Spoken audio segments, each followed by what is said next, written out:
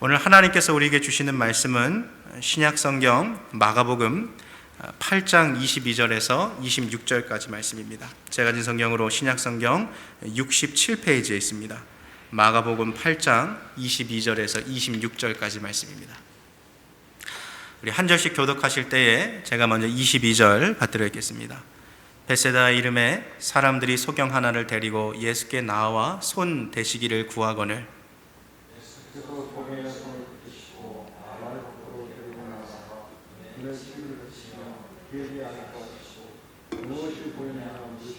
우러러보며 가로되 사람들이 보이나이다. 나무 같은 것들에 걸어가는 것을 보나이다 하거늘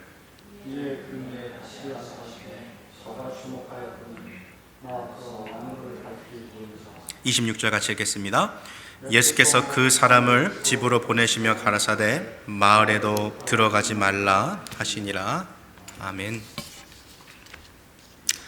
반갑습니다. 지난 한 주 잘 보내셨습니까? 한 주 동안 이렇게 뉴스를 보니까 참 지구촌 곳곳에서 사건 사고가 참 많은 한 주였습니다. 지금 한국도 너무 많은 비로 전국에 있는 국민들이 참 아프고 또 어려운 시련을 겪고 있고 또 사랑하는 사람들을 불의의 사고로 잃어버린 그런 일들을 지난 한 주 한국에서도 많이 우리가 뉴스를 통해서 봤습니다. 또 저기 있는 저 레바논에서도 저 베이루트에서 터진 그 폭발 사건으로 인해서 수많은 사람들이 지금 고통을 겪고 있고 그렇게 뉴스를 보니까 피 흘리면서 이렇게 병원으로 실려가는 사람들의 장면도 봤는데요. 뉴스를 보면서 제가 한 가지 참 인상적이었던 그 기자의 이야기가 바로 이러한 상처들이 평생 지워지지 못할 상처로 남아있게 될 것 같다라는 그런 이야기였어요. 그 기자의 그 이야기가 참 제 가슴에 이렇게 좀 울림으로 다가왔는데요. 그러고 보면 참 이 시대, 지금 우리가 코로나 바이러스로 인해서 참 힘들고 어려운 이 시대를 살아가는 우리 모두에게 마음에는 참 힘들고 어려운 그런 상처들이 저마다 이렇게 있는 것 같습니다. 지금 육체의 상처를 입고 살아가는 분들도 있습니다만 마음의 상처를 입은 사람들도 많이 있는 것 같아요. 미국에서 얼마 전 나온 통계를 보니까 지난 미국의 50년 역사 동안에 설문조사를 해봤을 때 미국인이 이렇게 불행하다라고 생각한 이 수치가 나온 적이 없더라고요. 그러니까 지금 가장 힘들고 어려운 때를 보내고 있는 거죠. 이렇게 저마다 사람들마다 상처를 끌어안고 이렇게 살아가고 있는 이 세상인데 과연 이 상처를 우리가 어떻게 치유받을 수 있을까요? 하나님의 말씀은 우리가 가진 이 상처를 예수님께서 치유할 수 있다라고 이렇게 이야기하고 있습니다. 그렇다면 과연 예수님은 우리의 상처를 어떻게 치유해 가고 계실까요? 또 이 상처난 우리의 인생을 위하여 예수님은 어떠한 일을 하고 계실까요? 오늘 본문 말씀을 통해서 그 이야기를 좀 함께 같이 좀 나눠보려고 합니다. 오늘 본문의 배경이 되는 곳은 벳세다라는 마을입니다. 예수님께서 제자들과 함께 이 갈릴리 호수 북동쪽에 위치한 아주 자그마한 이 마을인데요. 이곳에 도착하셨어요. 사람들은 예수님과 제자들을 알아보고 소경 한 사람을 데려와서 예수님께 고쳐달라고 부탁하지요. 지금 이 사람의 문제가 뭐예요? 축구하다가 넘어져서 무릎이 까진 것도 아니고요. 길을 걷다가 전봇대에 부딪혀서 이마에 멍이 든 것도 아니고요. 눈이 보이지 않는 소경인 것이죠. 웬만한 문제 같은 것은 쉽게 고칠 겁니다. 요즘 현대 과학의 기술이 발달한 이 시대 가운데서도 웬만한 질병들은 다 고칠 수 있어요. 그렇지만 여전히 앞을 보지 못하는 이것은 지금도 참 고치기가 어렵거든요. 예수님께서 아무 의료기기도 없고 심지어 눈에 바르는 안약도 하나 없는 지금 이 현장에서 소경에 눈을 뜨게 한다는 것은 참 불가능해 보이는 것이죠. 자, 그렇다면 이 사람들은 왜 이 소경을 데리고 예수님 앞에 나왔을까요? 지금 이 장소가 어디라고요? 벳세다라는 곳이에요. 성경을 찾아보면 이 벳세다라는 곳에서 예수님은 두 가지 이적을 행하셨는데 첫 번째는 바로 그 유명한 오병이어 사건의 배경이 되는 곳이 바로 이 벳세다죠. 그리고 두 번째가 바로 오늘 이 본문에 나오는 소경을 고치신 이 사건입니다. 딱 이렇게 두 번 나오는데요. 이 벳세다 사람들이 그 오병이어의 사건을 통해서 예수님을 이미 알고 있었기 때문에 예수님을 보자 이 소경을 데리고서 예수님께 고쳐달라고 이렇게 나온 것이죠. 즉 이 사람들은 그 누구도 그 무엇도 고치지 못했던 이 소경의 인생의 문제이지만 저 오병이어를 통해 5천 명을 먹이셨던 예수님이라면 이 소경의 눈을 뜨게 하는 것도 가능하시지 않을까 하는 기대와 믿음이 저에게 있었다는 것을 볼 수 있는 것이죠. 사실 이사야서 29장 18절 말씀을 보면요, 소경이 눈을 뜨게 하는 것은요, 메시아가 이 세상에 도래하게 됐을 때 나타나는 하나의 표징입니다. 즉 이 사람들이 예수님께 눈이 먼 이 사람을 데리고 가서 예수님, 이 사람 눈 좀 고쳐주십시오 라고 부탁을 했던 것은 바로 이 눈앞에 있는 나사렛 예수가 구약 성경에서 오시리라고 예언되었던 바로 그 메시아라는 신앙 고백이 되기도 하는 것이죠. 사람들은 예수님을 인생의 모든 고통과 문제를 치유하고 고쳐주실 그 메시아로 믿고 지금 이 소경을 예수님 앞에 데리고 왔던 것입니다. 오늘 저와 여러분에게도 오늘 본문 속 소경을 예수님께 데리고 왔던 이 사람들의 믿음이 우리에게도 있기를 바랍니다. 아무도 고치지 못하는 삶의 문제라 할지라도 우리 주님은 고칠 수 있는 분이라는 믿음을 가지고 주님 앞에 나오시기를 바라요. 근데 복음서를 다 읽어봐도요, 성경 가운데 예수님께서 벳세다에서 행하신 기적은 딱 이 두 가지밖에 없다고 제가 말씀드렸죠. 오병이어 사건과 그리고 오늘 본문의 소경을 고치신 사건. 예수님께서 오늘 직접 벳세다에 오셨다라는 것은, 그리고 오셔서 이 한 사람을 고치시고 다시 돌아가셨다라는 것은 오늘 이 한 사람의 상처를 고치기 위해서 예수님이 오셨다라고 말해도 과언이 아니겠죠. 예수님은 이 세상에서요 3년 반이란 아주 짧으면 짧다고 할 수 있는 그 공생의 기간을 살고 가셨는데, 이 한정된 시간 안에서 이 한 사람의 인생을 고치시기 위하여 이곳 벳세다까지 친히 찾아와 주신 것이죠. 누가복음에 기록된 것처럼 한 마리의 잃어버린 양을 찾기 위해 나머지 99마리를 들판에 두고 그 잃은 양을 찾아가는 목자의 모습이 오늘 이 본문 속에 예수님을 통해서 볼 수 있는 것이죠. 혹시 오늘 이 설교를 듣고 계신 분들 중에 자신의 인생을 바라보며 나는 하나님 앞에서 잊혀진 인생이다, 나는 하나님 앞에 버림받은 인생이다, 이렇게 혹시 생각하는 분들이 계신지 모르겠어요. 그러나 그것은 사실이 아닙니다. 우리 하나님은요 한 번도 우리를 잊으신 적이 없으세요. 주님은 지금도 우리들의 상처를 치유하시기 위해 이 순간에도 우리를 찾아오시는 주님이시라는 것을 믿음의 눈으로 보실 수 있기를 바랍니다.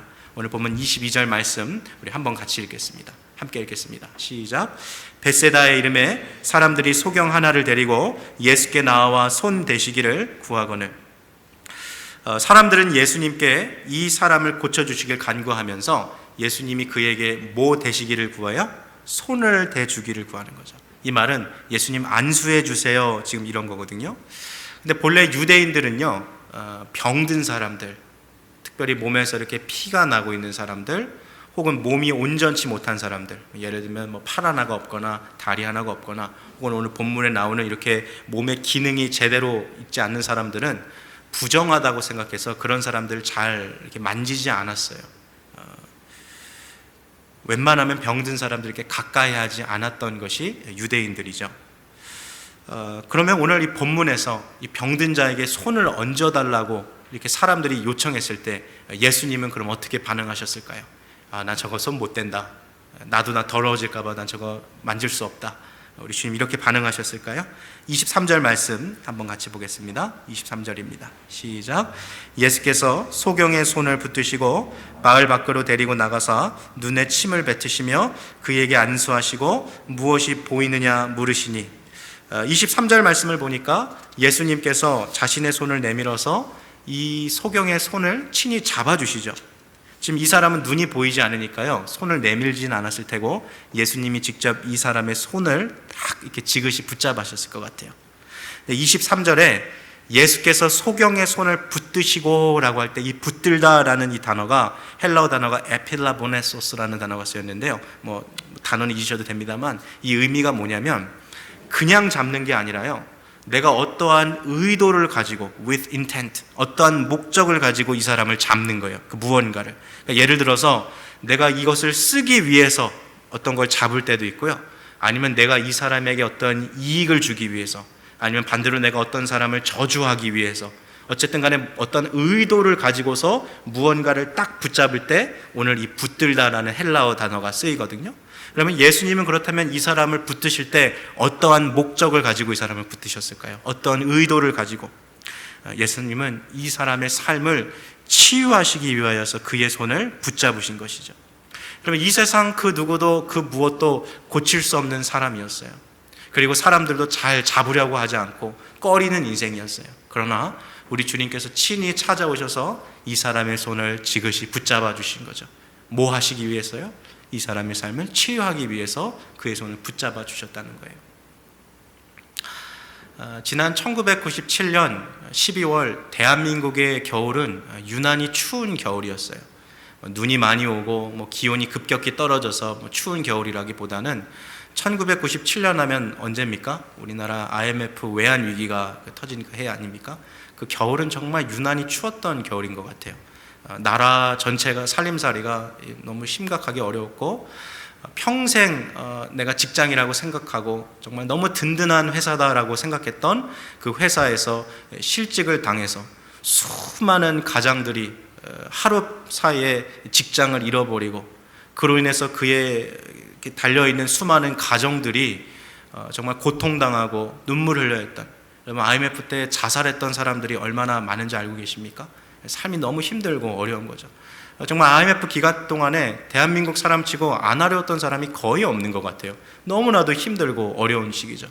근데 돌아보니까요, 지금 한국의 이 30년, 지금부터 한 30년 역사를 뒤돌아보니까요, 한국 교회가 그때만큼 뜨겁게 기도했던 때가 없는 것 같아요. 1997년 12월 겨울은 추웠습니다만 그 당시에 교회나 기도원을 가면 사람들이 막 바글바글했어요. 특별히 기도원 가면요, 정말 입추의 여지가 없이 신발장에 신발 놓을 틈도 없이 사람들이 저마다 하나님 살려주세요 하고 가고서 이렇게 막 기도했던 그런 시절이었는데, 이 1997년 이 겨울에 한국 전국에 있는 교회들이나 기도원에서 자주 불렀던 찬양이 하나 있었어요. 복음성가인데 이 찬양이 때마침 딱 그때 1997년 초에 딱 나왔던 찬양이거든요. 그러니까 IMF를 예비해서 하나님이 주신 찬양인지도 모르겠는데, 그 찬양이 무슨 찬양이냐면 주님 손 잡고 일어서세요라는 찬양이에요. 첫 가사가 이거거든요. 왜 나만 겪는 고난이냐고. 혹시 들어봤습니까? 이 찬양? 가사 한번 불러드릴까요? 왜 나만 겪는 고난이냐고 불평하지 마세요. 고난의 뒤편에 있는 주님이 주신 축복 미리 보면서 감사하세요. 너무 견디기 힘든 지금 이 순간에도 주님이 일하고 계시잖아요. 남들은 지쳐 앉아있을지라도 당신만은 일어서세요. 우리 후렴하시는 분들 한번 같이 좀 불러볼까요? 힘을 내세요, 힘을 내세요. 주님이 손 잡고 계시잖아요. 주님이 나와 함께함을 믿는다면 어떤 역경도 이길 수 있잖아요. 사랑하는 성도 여러분, 이 세상에 지금 나 혼자밖에 없다고 느껴지는 그 순간에도요, 주님은 지금 우리의 손을 꽉 붙잡고 계세요. 모든 것이 다 끝났다고 생각하면서 좌절하고 있고 남모르게 두 눈에서 눈물을 흘리고 있는 그 순간에도요, 우리 주님은 여전히 우리의 손을 지그시 붙잡고 계세요. 주님께서 우리의 손을 붙잡고 계시다면 여전히 우리에게는 소망이 있습니다. 오늘 이 고백처럼 주님이 우리와 함께함을 믿을 수만 있다면 그 어떤 역경도 이겨낼 줄로 믿으시기 바랍니다. 여러분, 세상에 그 누가 소경이 다시 눈을 뜰 수 있다라고 믿었겠어요? 그러나 주님이 그의 손을 붙드셨을 때 기적은 일어났어요. 역사는 일어났습니다. 여러분, 우리의 삶도 마찬가지예요. 오늘 본문 속에 기적을 행하신 그 예수님께서 오늘 이 시간 나의 삶을 붙잡아 주신다면, 나의 이 손을 주님이 붙잡아 주신다면 우리의 삶에도 기적은 일어날 수 있는 거예요. 놀라운 반전의 은혜, 치유의 은혜, 회복의 은혜, 우리의 삶 가운데 일어날 줄 믿습니다. 힘을 내세요, 힘을 내세요. 주님이 손 잡고 계시잖아요. 이 IMF 때 이 찬양을 부르고 다시 일어났던 사람들이 얼마나 많은지 몰라요. 여러분, 시간이 지금 지났습니다만 주님은 동일하신 것 같아요. 이 코로나 사태 가운데 정말 비교할 수 없을 만큼 인생의 최대 위기를 맞이한 분들도 혹시 오늘 설교 듣는 분들 가운데 계신지 모르겠어요. 몸이 그때 같지 않고 비즈니스가 그때 같지 않고 너무 힘들고 아픈 분들, 그러나 여전히 이 사실 기억하십시오.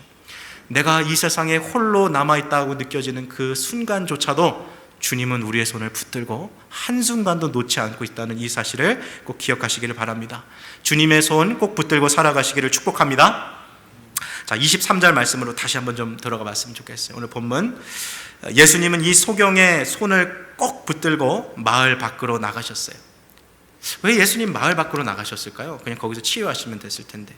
공생의 기간 동안요, 예수님께서 이렇게 사람들을 치료하실 때는 대부분 공개적인 장소에서 사람들이 보는 곳에서 치유하셨거든요. 근데 복음서를 다 뒤져보니까 예수님께서 이렇게 사람들로부터 격리되어서 누군가를 치료하신 케이스가 딱 세 번 나오더라고요. 그게 언제였냐면, 첫 번째는 죽은 야이로의 딸을 주님께서 다시 살릴 때 방에서 다 나가라 그랬어요.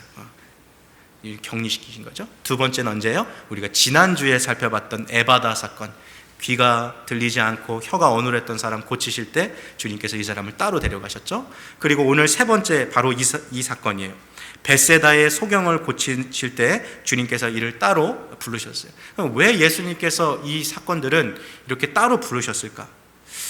많은 성경학자들이 이렇게 얘기해요. 이것은 너무나도 심각한 질병이었기 때문에, 혹은 죽은 야이로의 딸처럼 이 사람을 다시 한번 죽음에서 일으키게 되면 엄청난 사건 아닙니까? 그러니까 주변에 있는 사람들의 그 호응과 흥분으로 인해서 지금 막 이 상처 치유된 자의 어떤 안정을 찾을 수 없기 때문에 주님이 그렇게 하셨다라고도 이야기하고요. 혹은 지금 이 기적의 대상이 되는 이 환자나 병자에게 주님께서 친밀하게 이 사람과 함께하는 1대1의 시간을 갖기 위해서 이 사람을 데리고 오셨다라고 이야기하는 거죠. 그렇게 보면 우리 주님은 정말 한 사람 한 사람에게 깊은 관심을 갖고 우리의 삶에 찾아오신다는 것을 알 수 있어요. 자, 예수님께서 이 사람을 치유하시는 장면도 봅시다. 참 독특한데요. 23절에 보니까 예수님께서 이 소경의 두 눈에 침을 뱉으셨어요. 예수님께서 병자에게 침을 뱉으신 것 참으로 독특한 사건입니다. 우리가 지난주에도 살펴봤던 에바다 사건에서도 이 혀를 고치실 때 주님이 침을 뱉어서 사용하시죠. 이 당시에 이 침이라는 것은요, 뭐 약도 없고 뭐 연고도 없고, 이 시절에 침은 어떠한 그 병을 고치는 어떤 특효약처럼 여겨졌는데요. 그렇다고 해서 성경학자들이 오늘 이 본문에서 예수님의 침이 그래도 주님의 침이었으니까 달랐을 것이다, 이렇게 본문을 해석하는 것이 아니라, 예수님께서 오늘 이 병자에게, 이 소경에게 내가 너를 치유하고 있다는 것을 보여주시기 위해서 침을 뱉어서 사용하셨다라고 그렇게 이야기하고 있는 거죠. 주님의 신적인 능력을 통해서 오늘 이 병자를 고치셨다라는 것을 볼 수 있어요. 자, 그리고 주님께서 오늘 침을 뱉으시고 23절을 보니까요, 그에게 또 뭐 하셨대요? 안수하셨다라고 되어 있어요. 여러분, 예수님이 안수하실 때 어떠한 자세로 안수하셨을까요? 저는 오늘 이 본문 처음 봤을 때 사실 예수님이 이렇게 안수하셨을 줄 알았어요. 이렇게 한 손으로 탁 안수하시고, 한 손으로 이렇게 하나님을 가리치지 이렇게 하거나 가슴에 손을 얹고 이렇게 안수하셨을 거라 생각을 했는데, 성경을 좀 더 깊이 보니까 이게 여기서 주님이 사용하신 손이 두 손이더라고요. 주님이 두 손으로 이 소경의 몸에 손을 얹으시고 주님께서 기도하셨어요.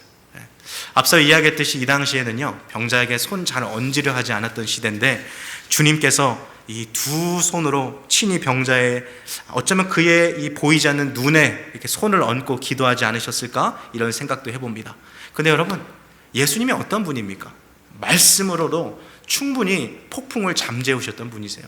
태초에 말씀으로 빛이 있으라, 이 세상을 창조하셨던, 천지 창조하신 하나님이 바로 우리 주 예수님 아닙니까?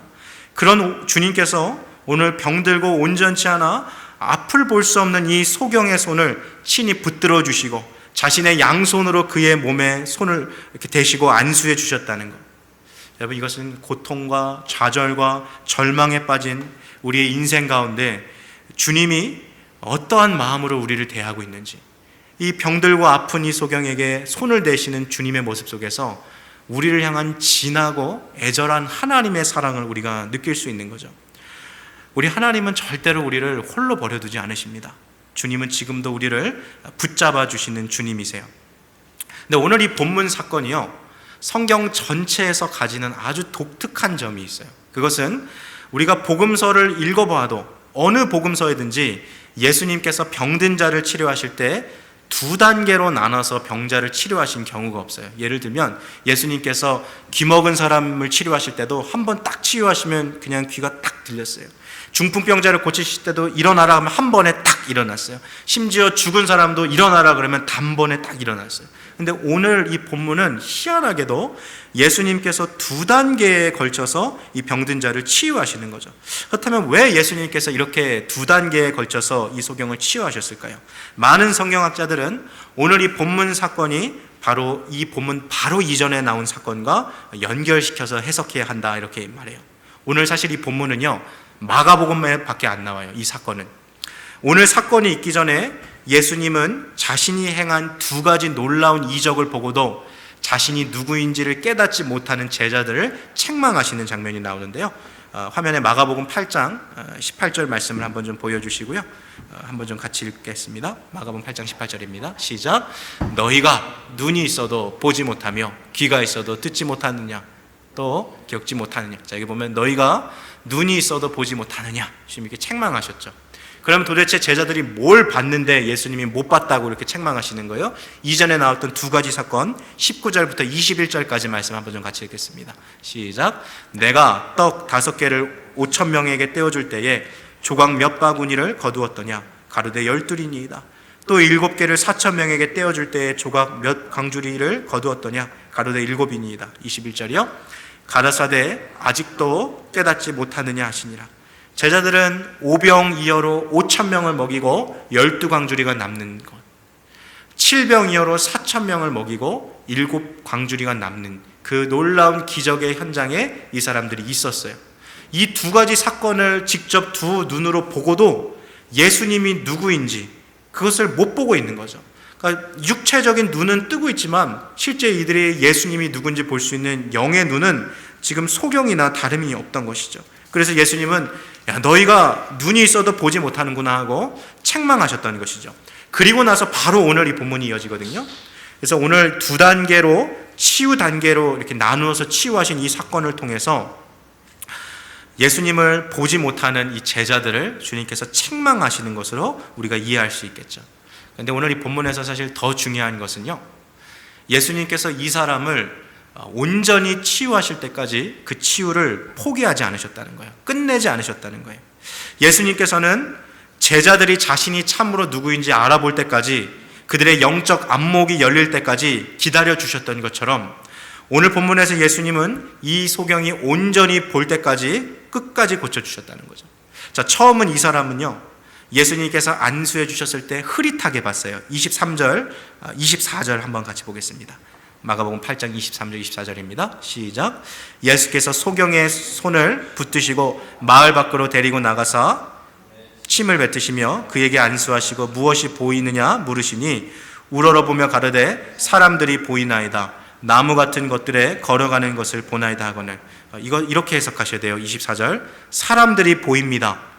근데 그것이 선명하게 보이진 않고 마치 나무가 걸어가는 것처럼 보입니다. 지금 이 사람이 이렇게 얘기한 거든요. 성경학자들이 이 장면을 보고 뭐라고 말하면, 아, 이 사람이 눈을 처음 딱 떴을 때 그것이 사람인 것으로 알아본 것으로 보아 날 때부터 소경된 사람은 아니고 중간에 어떤 불의의 사고를 통해서 혹은 육체적인 결함으로 인해서 소경이 된 사람이 아닐까, 이렇게 추측하기도 해요. 근데 예수님은 여기서 이 치유를 끝내시지 않고 다시 한번 이 사람을 또 고쳐주시죠. 25절 말씀 한번 보시겠어요? 같이 읽겠습니다. 시작. 이에 그 눈에 다시 안수하심에 저가 주목하여 보더니 나아서 만물을 밝히 보는지라. 우리 주님은요, 두 번째 또 이 사람에게 손을 얹으시고 이 사람을 치료해 주셨어요. 그 결과 이 사람이 한번 주목하여 봤더니 이게 뭐냐면 뚫어지게 한번 쳐다보니까 이제는 다 보이는 거죠. 정확하게, 완전하게 시력이 회복된 거죠. 근데 한번 생각해 보세요. 아무것도 보이지 않고 그냥 온 세상이 컴컴하게 보였던 이 사람이 조금 시력을 회복해서 사람들이 지나가는 그 형체만 보았어도 정말 이 사람 행복하지 않았겠습니까? 거기만 됐어도 어느 정도 만족할 수 있을지 모르겠어요. 감사할 일일지 모르겠어요. 그런데 오늘 주님은요, 이 사람을 끝까지 고치셨어요. 온전히 고치셨던 것이죠. 제가 고등학교 때 점심시간에 이제 친구들이랑 밖에 나가서 학교 운동장에서 축구를 하는데, 축구공이 이렇게 공중에서 쭉 떠가지고 오는데 이제 그거를 헤딩하려고 제가 이게 공중에 점프해가지고 이 헤딩을 탁 하는데, 때마침 제 친구가 앞에서 그 공을 헤딩하려고 하다가 저랑 이렇게 머리를 부딪혔어요. 근데 저는 옆으로 이렇게 헤딩을 했고, 제 친구는 앞으로 고개를 하다가 제 친구의 이 앞니가 제 이마를 찍어버린 거예요. 그래가지고 땅에 딱 내려왔는데 피가 충건히 이 얼굴을 이렇게 내리고 있는 거죠. 그래서 뭐 선생님이 바로 병원 가라 그래가지고 이렇게 병원에 가가지고 이제 치료를 기다리고 있는데요. 이렇게 휴지로 이렇게 찢어진 이마를 이렇게 감싸고서 이렇게 앉아 있는데, 조금 있으니까 이 병원에서 아직도 생생하게 기억나는 것 같아요. 그 나이가 지그시든 할아버지 의사 선생님이 나와가지고 들어오라고 해요. 그래서 저는 이게 찢어졌으니까 좀 심각하게 이렇게 앉아 있는데, 이 할아버지 선생님이 너무 태연한 표정으로 이렇게 그 응급처치를 시작하는 거죠. 이 피를 닦아주고, 그리고 어느 정도 이게 됐으니까 이제 바늘하고 실을 가지고서 이제 이것을 막 꼬매기 시작합니다. 그래서 태연한 표정으로 눈 하나 끔뻑하지 않고 이걸 다 꼬매고 나서 이제 저한테 하는 말이, 이제 됐으니까 이제 나가봐, 이러시는 거예요. 그래서 참 이런 사람이 다 있나 싶어가지고 참 태연하다 하고 딱 집에 왔어요. 집에 문을 열고 와서 이제 어머니 걱정하실까봐 말도 못하고 있다가 이제 오셔서, 그래도 이게 꼬맨 자국이 있으니까 말씀을 또 드려야 되잖아요. 그래서 이제 얘기를 드렸는데, 그때 어머니 표정이 아직도 생각나요. 이렇게 딱 이마를 보면서 이거 흉지면 어떡하나 이렇게 보고 계신 그 표정이 생각나요. 그래서 그 당시 제가 아직도 기억나는 게, 좀 비싼 연고를 어저께 구하셔가지고 이거 바르라고, 그래서 이렇게 발랐던 기억이 납니다만, 지금도 사실 여기 제가 이렇게 흉이 좀 남아 있어요. 근데 제가 그 사건을 통해서 저희 어머님이 저를 그렇게 바라보시던 그 표정이 아직도 기억이 나는 거예요. 그 의사 선생님은 내가 이게 흉이 지든지 말든지 그냥 자기 직업으로서 그냥 이렇게 꼬매고 그냥 나가봐 이랬는데, 어머니의 마음은 어때요? 내 자식의 상처는 흉터라도 남지 않기를 바라는 게 이게 어머니 마음인 거죠. 그때 알았어요. 부모 마음이라는 게, 어머니 마음이라는 게, 자식에게 있어서는 상처는 이 흉터라도 남지 않기를 원하는 게 어머니 마음이구나. 이 부모 마음이 그러지 않겠습니까? 내 자식은요, 몸이든지 마음이든지 어떠한 상처도 남지 않기를 바라는 것이 부모 마음인 것 같아요. 근데 그게요, 우리 하나님 아버지의 마음과 같습니다. 우리 주님은요, 그냥 우리를 그냥 어느 정도 그냥 딱 치유하다가 끝내시는 분이 아니세요. 우리 주님은 우리의 상처를 정말 온전히 치유하기를 원하시는 주님이세요. 오늘 이 눈이 보이지 않던 이 소경의 시력을 온전히 주님께서 회복하셨던 것처럼, 주님은 우리의 삶에 있는 아픔과 고통을 온전히 치유하기를 원하시는 것이죠. 사랑하는 성도 여러분, 참 상처가 많은 우리들의 인생입니다. 힘들고 어려운 참 우리들의 삶이지만, 여전히 우리의 삶 가운데 소망이 있는 유일한 이유는 이 모든 상처를 치유하실 수 있는 예수 그리스도가 지금 우리와 함께 하고 계시기 때문입니다. 주님은 우리의 이 상처를 치유하시기 위해서 지금 이 시간에도 우리의 삶에 찾아오시는 주님이세요. 아무도 건들려 하지 않고 아무도 건들 수 없는 우리의 삶을 주님께서 친히 손을 내밀어 지그시 우리의 삶을 붙잡아 주시고 계세요. 그리고 주님은요, 치유하다 중간에 포기하시는 분이 아니라요, 끝까지 치유할 때까지 우리의 삶 가운데 함께 하시고 역사하시는 분이십니다. 주님은 우리를 온전히 고쳐주세요. 사랑하는 성도 여러분, 이 주님이 우리와 함께 하시면 우리 그 어떠한 인생의 힘들고 어려운 고난 가운데서도 다시 일어날 수 있습니다. 새로 시작하는 이 한 주, 우리 치료하시는 주님, 다시 일으키시는 주님, 이 주님과 함께 이렇게 살아갈 수 있는 복된 한 주가 되시기를 축복합니다. 이 시간 함께 같이 기도하시겠습니다.